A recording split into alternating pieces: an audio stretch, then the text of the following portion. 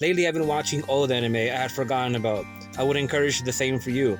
I think that sometimes one can't really appreciate a series or film when they are too young and that they could always see it in a different and hopefully better light years later.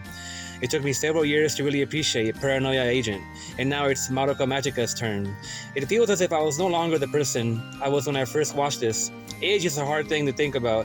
Even I feel I should have started doing anime analysis so much sooner. Still, I think I started at the best time now.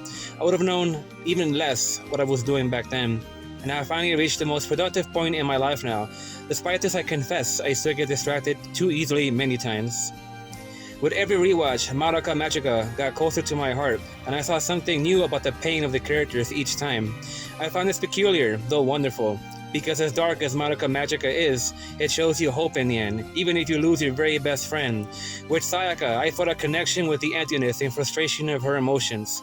To let loose and get carried away to the point you lose yourself, to lose the one you love despite having a chance, because you've become crushed by what you have become.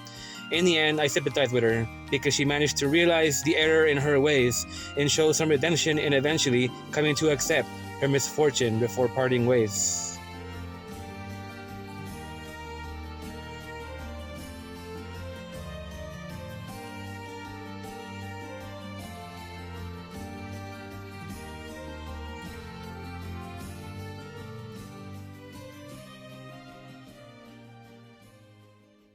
As I tried to look critically at Homura, I thought I had figured her out and was right mostly because there were more than enough hints to make it obvious. Once it is revealed about her past, it makes all the little pieces of hints I saw from the earlier episodes fit together. Her pain became understandable and all the more tragic. It felt so much more painful on the rewatch, because now the viewers know for certain where her oddness and mysterious pain was coming from. Mami, of course, is involved with what shocked the viewers back in the day. I looked at the archives on the day that episode aired, and their reactions were explosive as one would imagine. The staff, however, were not finished yet, and showed her later in the series, just to the horror of the viewers, that she'd mentally break down and become homicidal. At least because she probably felt it was for the better of the girls than to live on as these hollow shells they call magical girls. I don't know too much about the magical girl genre. As a result, I thought this was what they were all like. Sure, this isn't the only dark type of magical girl series, though this one is really known for getting darker and darker, as it famously drove this hard into the viewers. And the episodes brutalized me. I wondered where Madoka and her wish would fit into all this. I thought it was clear that she'd be the positive and optimistic message to pull Homura and the viewers out of their misery, and she was the one to do that. I feel hopeful despite what happened overall, and will be immediately watching Rebellion after finishing this video. I was considering watching Rebellion and including that content into this video. On the other hand, I have to try to not burn myself out. An artist I know told us that he tried to do too many things as a musician and revolutionary. As a result, they were putting out a lot of material, but never excelled in any of it because it was too much.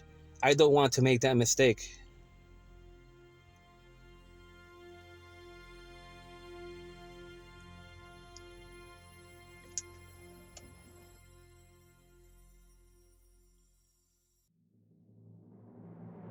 If this series taught me one thing at first, it was that I would not want to be a magical girl if given the choice, as in S-Tab Life, as an example.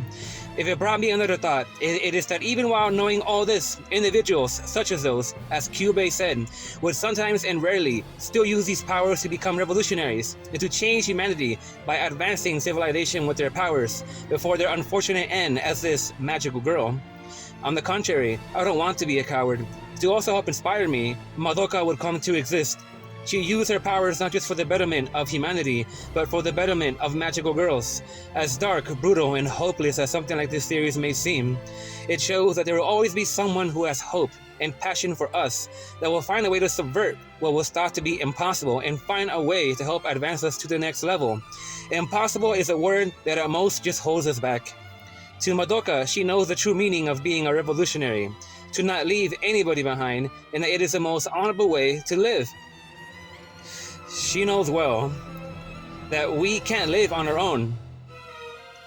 We are all fish of the same pond. If the pond goes, we go. We can't pretend we can escape and live our own lives in so-called peace, because this peace will run out.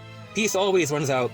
Looking at it this way, The way the staff tried communicating this hope, I would instead decide to not be a coward. It would now pick up the wand if I had the choice to. This is the inspiration that Madoka put me through with this series. Such as in Textualize, this is a dark series, but at the end, and at best, they inspire. Thank you for watching.